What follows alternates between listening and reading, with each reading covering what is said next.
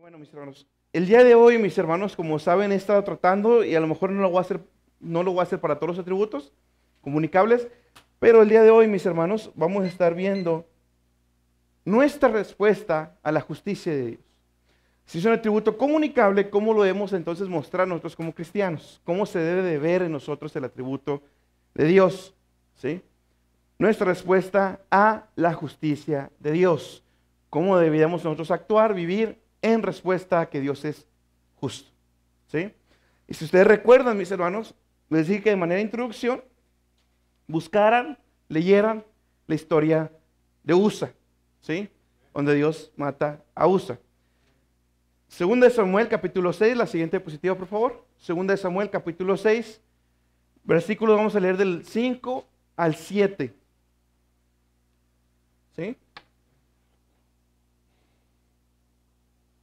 Esa es la palabra de Dios. David y toda la casa de Israel se regocijaban delante del Señor con toda clase de instrumentos hechos de madera de abeto y con liras, arpas, panderos, castañuelas y címbalos. Pero cuando llegaron a la era de Enacón, Usa extendió la mano hacia el arca de Dios y la sostuvo porque las bueyes casi la volcaron. Y se encendió la ira del Señor contra Usa. Y Dios lo hirió ahí por su irreverencia y allí murió junto al arca de Dios. ¿Por qué Dios mató a Usa? ¿Quién me quiere responder? Ana Viriana.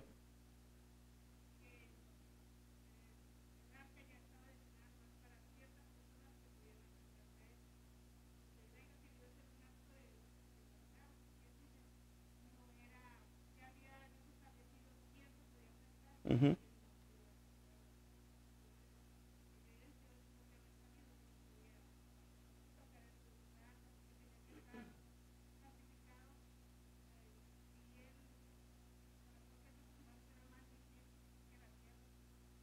A ver, repita lo que dijo.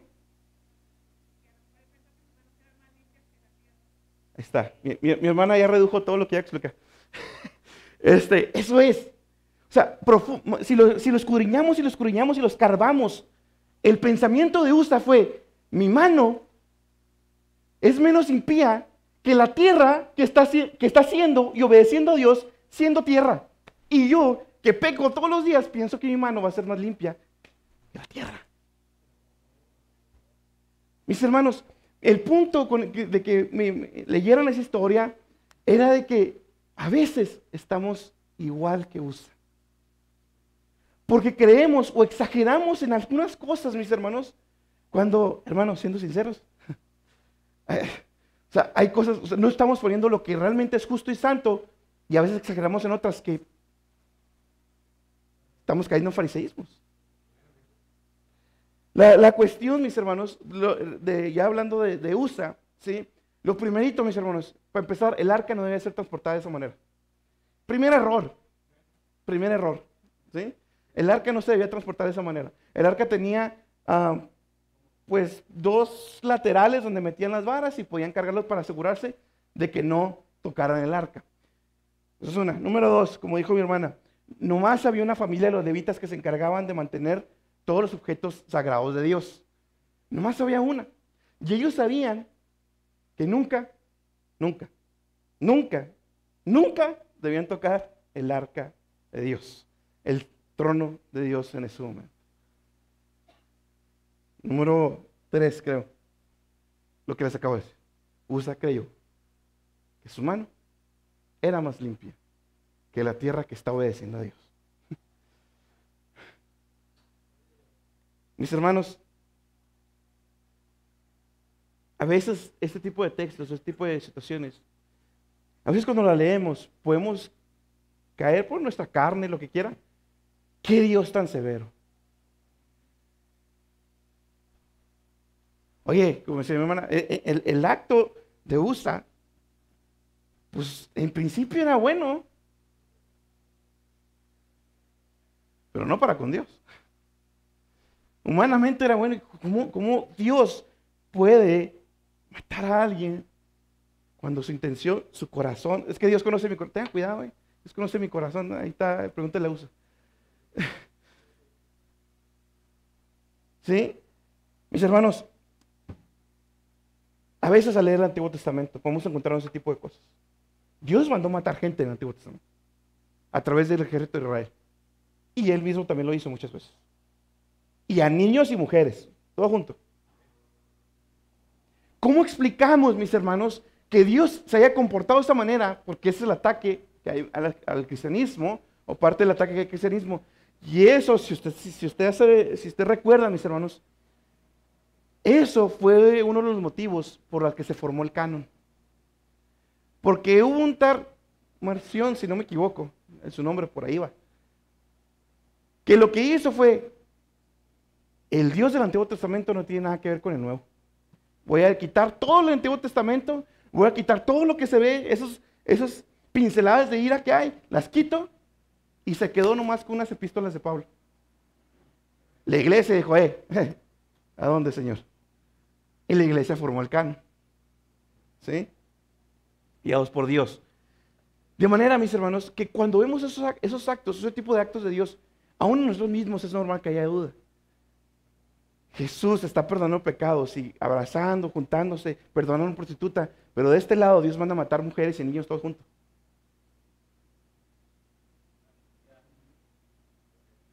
¿Cómo respondemos a eso? Porque para empezar Dios es inmutable. Por eso, mis hermanos, llevamos tanto tiempo invertido en los atributos de Dios, porque esto es conocer a Dios. Por la superficie, como le he dicho. Es conocer a Dios. ¿Sí? Y lo primero que debemos empezar a estudiar la Biblia, mis hermanos, es, a ver, primero, Dios es inmutable, no cambia. Dios es amor. Dios es misericordioso, Dios es justo, Dios es ira, Dios es santo. ¿Sí? Entonces, cuando nos topemos con estas cosas, porque nos lo van a decir, porque esta es clásica ese ataque, ¿sí? Se lo van a decir. Decía un predicador, el misterio no es por qué un Dios que es santo y que es justo aplica justicia de manera tan severa. El misterio no es por qué Dios mandó matar, porque está aplicando justicia al final. ¿Sí? El misterio no es ese, por qué Dios mandó matar. No, el misterio es por qué Dios, generación tras generación, de criaturas rebeldes, idólatras, homosexuales, adúlteras, Dios no las ha matado. La pregunta no es por qué Dios mandó matar a ellos o por qué un Dios está... No. ¿Por qué Dios no ha aplicado su justicia mandando matar a toda la bola de seres humanos corruptos, llenos de ira, llenos de pecado? Ese es el misterio. Ahí está, mis hermanos. Y todo, o a veces no sabemos responder a eso, o nos agarran en curva por una mal comprensión de lo que es que Dios sea justo. De manera, mis hermanos, que es importante saber cómo deberíamos de responder nosotros, cómo deberíamos de vivir, cómo se debe ver ese atributo de la justicia de Dios en nosotros. Y primeramente, mis hermanos, la siguiente diapositiva, por favor. Deberíamos de vivir justamente delante de Dios. Si Dios es justo, y ahora como criatura puedo reflejar ese atributo de Dios, entonces, mi hermano, lo primero que debemos de hacer todos nosotros aquí es vivir justamente delante de Dios. Es lo primero, mis hermanos. La siguiente, primera de Juan 2:29. Si sabéis que Él es justo, sabed también que cualquiera que hace justicia es nacido de Él. Si Dios es justo, yo tengo que practicar justicia, porque eso es prueba de que yo soy nacido de Él, de que hay salvación verdadera en mí. Jesús lo dijo, por sus frutos lo conoceréis.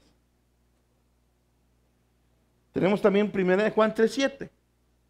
Hijitos míos, no os engañe ninguno. El que hace justicia es justo, como Él también es justo. De manera que de entrada, mis hermanos, lo que tenemos que hacer es vivir justamente. ¿Cómo se debe ver este atributo reflejado en nosotros? Viviendo acorde a lo que Dios determinó que un cristiano debe vivir, conforme a esa nueva naturaleza. Viviendo no en pecado, sino en la luz de Dios, no en cosas que dañan mi impureza, que me contaminan, sino consagrándome cada vez más y más. Recuerde, ser moral no es suficiente. Hay que ser santos. Ser un cristiano, mis hermanos, que practica la justicia. La siguiente, por favor. Ser un cristiano que practica la justicia, ¿sí?, es vivir conforme al estándar de justicia de Dios. Es decir, vivir de una manera que se conforma a su naturaleza y voluntad. ¿Sí? Recuerda que está grabado por si no alcanza a apuntar algo.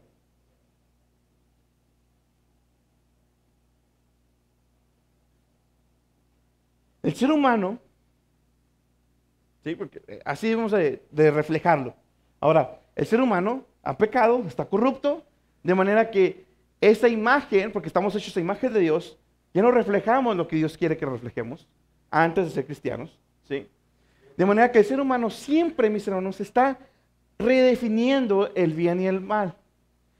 Lo que para Estados Unidos antes era ilegal, o para México antes era ilegal, el homosexualismo, el adulterio, porque el adulterio antes era castigado con cárcel, ¿sí?, ahora ya no es. Ya no pasa nada. El mundo constantemente redefine el bien y el mal. Pero Dios no, mis hermanos. Dios es inmutable, Dios es absoluto. ¿Sí? Romanos capítulo 12, versículos 1 y 2. Dice que este texto ya lo conocemos, ya lo he citado varias veces. Por consiguiente, hermanos, os ruego por la misericordia de Dios que presentéis vuestros cuerpos como sacrificio vivo y santo, aceptable a Dios, que es vuestro culto racional. Y no os adaptéis a este mundo, sino transformaos mediante la renovación de nuestra mente, para que verifiquéis, para que comprobéis cuál es la voluntad de Dios, lo que es bueno, aceptable, perfecto. ¿Cómo puedo saber qué es la voluntad de Dios? Bueno, renovando mi mente, transformando mi mente constantemente por medio de la palabra de Dios, para yo poder saber lo que es bueno, lo que es aceptable, lo que es perfecto delante de Dios, lo que es su voluntad. Mi hermano, si nuestra mente no está empapada de la palabra de Dios, el mundo hace su trabajo. Usted no necesita más que prender la tele y quedarse sentado para que el mundo empañe su mente y la contamine. Y cuando va a tomar una decisión, pues no va a pensar como bíblicamente, va a pensar como el mundo. Es importante, mis hermanos, recalcar que el hecho de que nosotros vivamos justamente no nos está ganando justicia o puntos de justicia delante de Dios, no. Nosotros ya somos declarados justos. O sea, fíjense bien. A veces hay cristianos más consagrados que otros. Pero este más consagrado que el otro no es más justificado que el otro. Los dos son justificados y son declarados justos delante de Dios. Para eso va a haber recompensas, para eso va a haber otras cosas. Pero delante de Dios, el cristiano que ha nacido de nuevo, verdaderamente, es justo. Justo, Dios lo declara justo delante de Él, por el sacrificio de Cristo. El siguiente, por favor. Mis hermanos, cuando el Espíritu Santo nos cambia interiormente, ese cambio interior se manifiesta de manera externa, porque Dios nos cambió de manera interna, ¿sí? Somos llamados a mostrar externamente la rectitud de Dios, porque como criaturas hemos sido hechos a imagen de Dios, con capacidad para la rectitud. Si yo digo que soy cristiano, si yo digo que Dios hizo un cambio en mí, ese cambio el Espíritu Santo lo hizo interiormente, de manera que no es carga, no me tengo que esforzar por mostrar rectitud, por mostrar santidad, no es un esfuerzo, ya está en mí. Esa alarma seteada en nuestra mente, mis hermanos, cada vez que pecamos y que ya pequé, ya desagradé a Dios. Y que nos hace sentir en nuestro interior ese pecado y la carga de ese pecado, esa alarma se llama nuevo nacimiento, mis hermanos. Esa alarma se llama que Dios puso interiormente en nosotros ese cambio y ahora lo expresamos de manera externa. Mis hermanos, por eso no caigamos en sentimentalismos. Si vemos que nuestros hijos no tienen frutos, o nuestro esposo o nuestra esposa, porque puede pasar, hermano, puede pasar, ¿sí? Y no tienen los frutos. Hay que confrontar con amor, pero ¿sabes qué? Estoy viendo esto y esto y esto. Escudriña, porque a lo mejor no eres. Porque yo creo que ni usted como esposa o esposo quiere que su esposa o esposa se pierda, ni que sus hijos se pierdan. Más vale, mis hermanos, aunque duela, confrontar. Porque mi hermano, como papás, si yo ya más o menos lo voy probando, como papás es bien fácil autoengañarse y decir, no, sí es.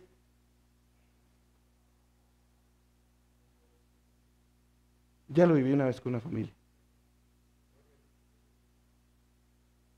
Hermanos, escudriñemos nosotros mismos si el cambio realmente lo tenemos interna y luego después lo expresamos. Porque hay muchos profesantes que nomás lo expresan pero no tienen interiormente.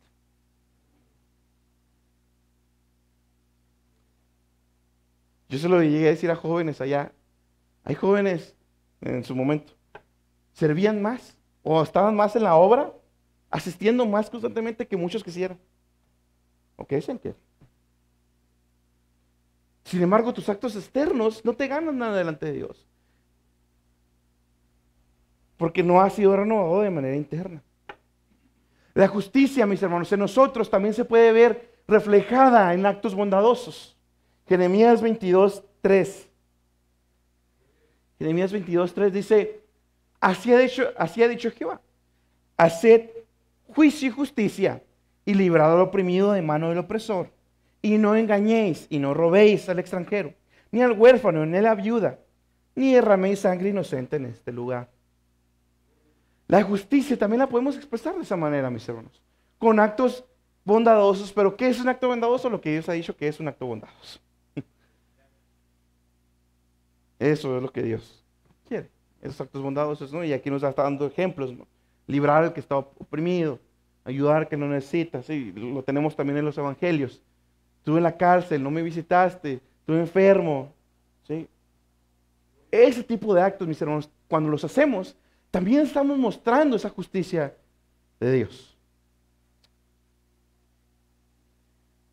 La pregunta es, ¿cómo podemos llegar a ser justos, mis hermanos? La siguiente, por favor, Efesios, capítulo 2, versículos 4 y 5. ¿Cómo podemos llegar nosotros a ser justos? Bueno, dice la palabra de Dios, dejen cuanto la pasada manera de vivir al viejo hombre que está viciado, conforme a los deseos del error o de la carne, dice otra versión, y a renovarnos en el espíritu de vuestra mente y vestir el nuevo hombre que es creado conforme a Dios en justicia y en santidad de verdad. Si se fijan, ese texto tiene una similitud muy allegada a Romanos, a lo que acabamos de leer ahorita, Romanos 2. Transformad la mente para que sepan cuál es la voluntad de Dios. Bueno, aquí está diciendo algo similar. Vístanse del nuevo hombre que somos, ¿sí? Y vivan conforme a eso, conforme a lo que Dios has mandado, conforme a lo que es santidad y verdad. ¿Cómo ser santos? Viviendo como hijos de Dios. ¿Cómo ser justos? Viviendo como hijos de Dios. La santidad y la justicia están muy pegadas, mis hermanos.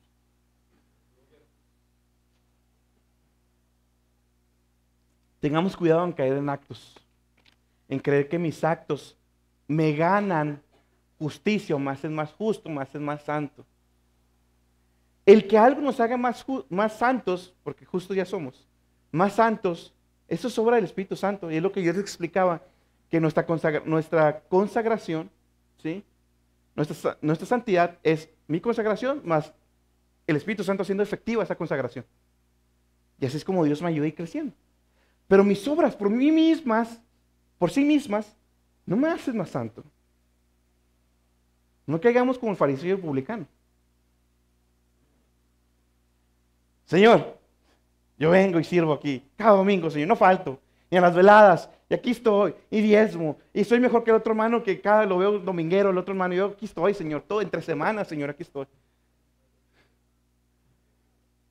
Y el publicano, de lejos, rodillas, Señor, sé misericordioso, ten misericordia de mí que soy pecado. ¿Quién bajó primero justifica? El publicano. Tengamos cuidado, mis hermanos, de no caer en este tipo de actitudes. Ahora, un cristiano genuino no es aquel que no tiene pecado, mis hermanos, porque todos pecamos, y el que dice que no tiene pecado es mentiroso, lo vimos el domingo, Santiago. ¿Sí? Un cristiano genuino no es aquel que no tiene pecado, sino aquel que no vive todos los días de su vida en pecado o en rebelión. Si alguien profesa ser cristiano sin arrepentimiento o disciplina divina, es seguro que su profesión no es genuina. En otras palabras, dos cosas. Número uno, ser verdaderamente cristiano no quiere decir que ya nunca vamos a pecar. No, nadie es perfecto, todavía no. Simplemente el que es cristiano verdadero no vive en pecado. No vive conforme el viejo hombre, que está viciado. No vivo así, no es constante en mí. Y número dos, si alguien dice ser cristiano y jamás ha experimentado la disciplina de Dios, lo más probable es que no es. Lo más probable es que no es. Y mis hermanos, Dios nos deja bien en claro cuando es su disciplina. Dios nos lo deja bien en claro, mis hermanos, cuando Dios nos está disciplinando por cualquier razón que sea.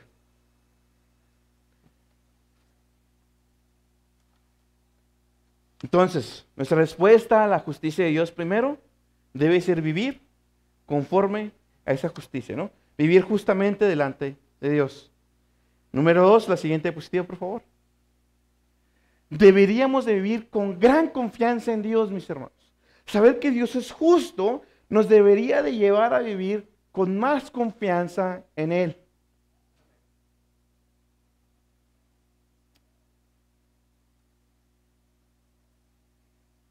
Ahora, ¿cómo es que su justicia, que su rectitud me ayuda a confiar o debe ser un motivante más en mi vida para confiar en Él? Bueno, les voy a poner un ejemplo que casi no pasa en México, ¿no? ¿Por qué no confiamos en los políticos? Porque ya interiormente sabemos que es una bola de corruptos, la gran mayoría. Que no son rectos, que son injustos. Pero saber que mi Dios, mi Señor, mi Salvador es justo, me hace confiar mi vida a Él, porque Él jamás va a cometer una injusticia. Jamás va a hacer algo que me dé la espalda a mí, porque dijo: con amor eterno te he amado y por amor a mi nombre te voy a mantener mis caminos. Porque yo sé que Dios es recto, porque yo sé que Dios siempre se va a mantener lo que Él dijo que se iba a mantener. De manera que le puedo confiar mi vida, porque aquí me dijo lo que iba a hacer conmigo y no lo va a cambiar. Isaías 41:10. No temas, yo soy contigo. No desmayes, que yo soy tu Dios, que te esfuerzo. Siempre te ayudaré, siempre te sustentaré con la diestra de mi justicia.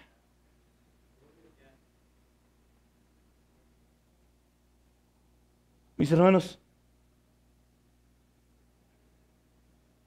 los dioses de las otras religiones cambian.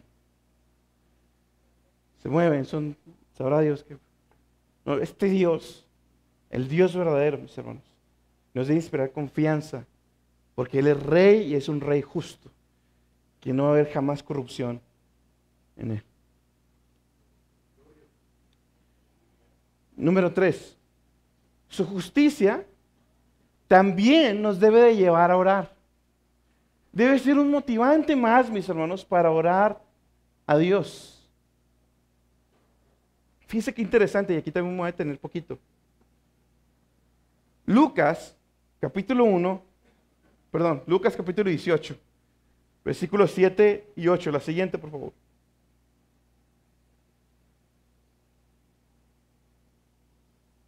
Fíjense qué interesante este texto. ¿Y acaso Dios no hará justicia a sus escogidos que claman a Él día y noche? ¿Se tardará en responderles? Os digo que pronto les hará justicia. Pero cuando venga el Hijo del Hombre, ¿hallará fe en la tierra? Fíjense qué interesante el contexto de ese versículo. ¿De qué está hablando? Bueno, Jesús antes de introducir la parábola está hablando de su regreso, ¿sí? Y después Jesús les dice, les enseña una parábola y así empieza el capítulo 18, diciéndoles que les va a referir una parábola, les va a hablar una parábola acerca de la necesidad de orar sin cesar, de orar constantemente. De manera que el objetivo, mis hermanos, de la parábola que Jesús les va a decir es esa. Ahí no hay error de interpretación, es esa. La necesidad de orar siempre sin desmayar. Amén. Y luego Jesús le da esa parábola, mis hermanos, que tanto conocemos, la parábola del juez injusto. ¿Sí? Yo creo que la mayoría ya la hemos oído. ¿De qué trata la parábola? Bueno, de una mujer viuda que necesitaba que le hicieran justicia. Alguien le había cometido algo, no dice la parábola aquí. Esta mujer viuda va con el juez y el juez le dice, oye, necesito que me hagas justicia de mi adversario. El juez le dice, lo que aquí casi no pasa en México, vete, no tengo tiempo. ¿Sí? Pero como la viuda era tan persistente, el juez injusto dijo, ¿sabes qué? Como a veces también nos dicen nosotros, ya, toma, ahí está, vete, vámonos. Y entonces Jesús dice lo que leímos ahorita. ¿Acaso Dios no va a hacer justicia con sus escogidos? Es un juez justo, Dios es justo. ¿Acaso Dios no hará justicia con sus escogidos que claman a Él día y noche? ¿Acaso Dios se va a tardar en responderles como este juez injusto? ¿Acaso Dios les va a hacer injusticia? No, Dios va a hacer justicia. Ahora, este versículo, esta parábola junto con estos dos versículos con que termina, nos enseña 4 cosas, mi hermano. La siguiente, por favor. Y a lo mejor las primeras no tienen mucho que ver con el estudio, pero de todas maneras las quise poner.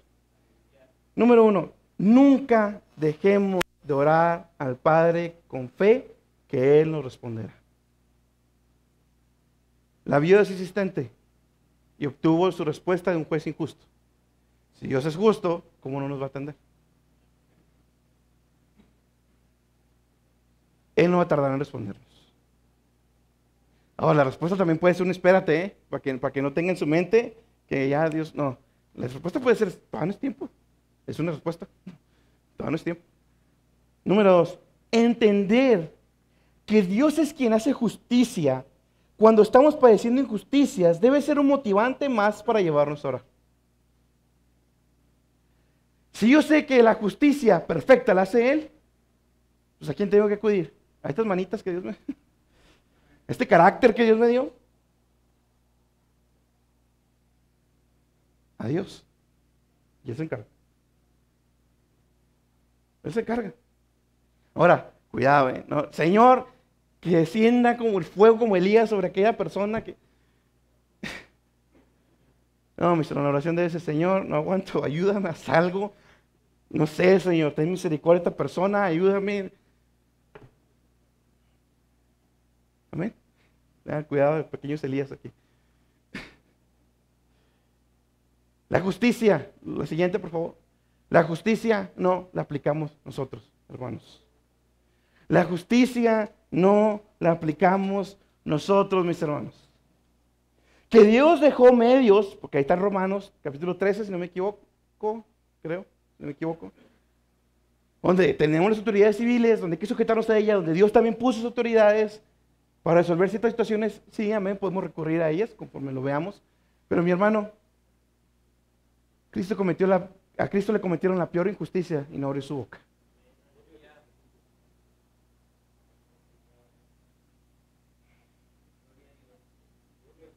Eso ya depende de cada uno de nosotros.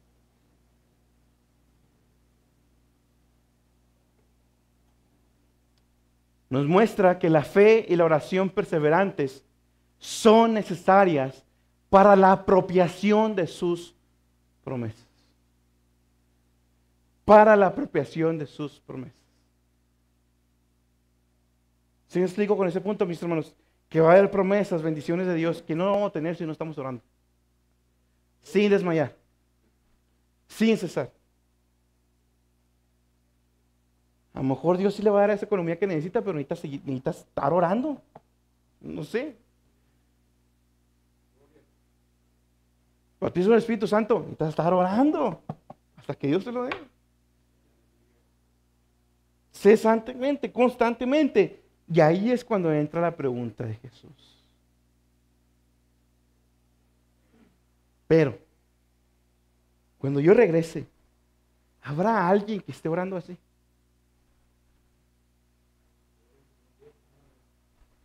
¿Habrá alguien que confíe que yo aplico la justicia y que no es de ellos y que tienen que orar a mí para pedir justicia? Para esperar que yo haga justicia. ¿Habrá alguien que tenga la fe de estar orando a mí? Esta es la pregunta de Jesús en su contexto. Mis hermanos, que no seamos tales y que Dios nos halle todavía con la fe de estar orando a Él sin cesar. Esfuerces, hermanos, levantó tarde, los 5 minutos, vayas al carro, no sé, busque las maneras, pero no deje de orar, hermano. No lo deje, mi hermano. Recuerde, no caemos en pecado, nos deslizamos en él. Y empezamos dejando la oración. Ahí se empieza. Dejan de venir, dejan de orar. Para abajo. Siguiente, deberíamos de vivir una vida de adoración a Dios. Saber que Dios es justo nos debería llevar a vivir una vida de adoración a Dios. La siguiente, por favor. Salmo 96, 11, 13. Fíjese lo que dice. Alégrense los cielos y gócese la tierra, brame la mar y su plenitud, regocíjese el campo y todo lo que en él está. Entonces todos los árboles del bosque rebosarán de contento delante de Jehová que vino, porque vino a juzgar la tierra. Juzgará al mundo con justicia y a los pueblos con su verdad. Dios nos dice, gócense, alégrense, canten a la justicia de Dios. Porque es justa. Porque la justicia que Dios venga, aunque suene, cuando leí humanamente, esto suena, digo, que alégrate de que Dios va a venir y va a juzgar aquí. Sí, alégrate de eso porque es justo. Porque es justo. Porque tuvieron su tiempo.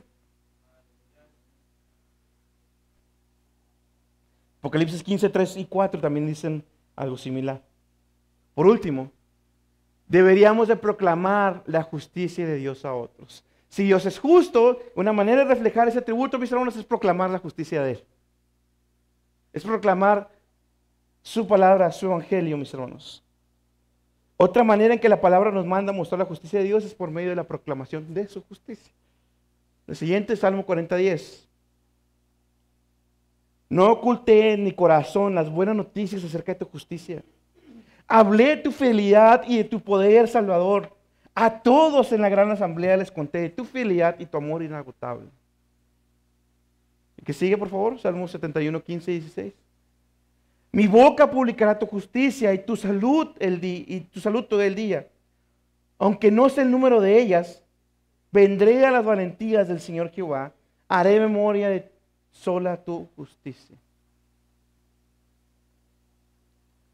Dice un comentarista, dos grandes verdades son representadas ante nosotros en estos dos versículos.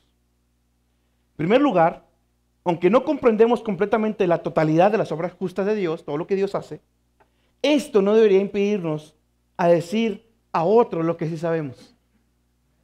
Que Cristo es el medio de salvación, es el único, que Cristo murió, que Cristo vino a esta tierra, el Evangelio. En segundo lugar, deberíamos hablar mucho de las obras justas de Dios y no de nuestras obras. Porque a veces hay cristianos que se la pasan presumiendo su vida antigua, ¿no? Lo que tiene que presumir, o inclusive al dar un testimonio, o al predicar, o al dirigir, hermanos, aquí apenas llegué, Dios, si viera cómo me fue, pero aquí estoy como buen soldado. Hábleme de Dios, mi hermano. Si quiere testimonio de él otra vez, y también tenga cuidado como piense para la gloria de Dios. Como dice el salmista, no a nosotros, oh Jehová, no a nosotros, sino a tu nombre da gloria. Conclusión, mis hermanos. Fuimos puestos en esa tierra para proclamar las excelencias justas, las excelencias morales de Dios a todos los hombres. Hacemos esto de tres maneras, y eso está en la tarea.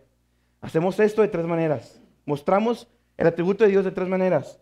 Con nuestro testimonio, al enseñar su palabra y al vivir una vida que demuestra su poder. Esto no es solo una obligación, porque es obligación, sino también es un privilegio. Para terminar, Miqueas 6:8. ¿Y qué es lo que demanda el Señor de ti? Sino solo practicar la justicia, amar la misericordia y andar humildemente con tu Dios.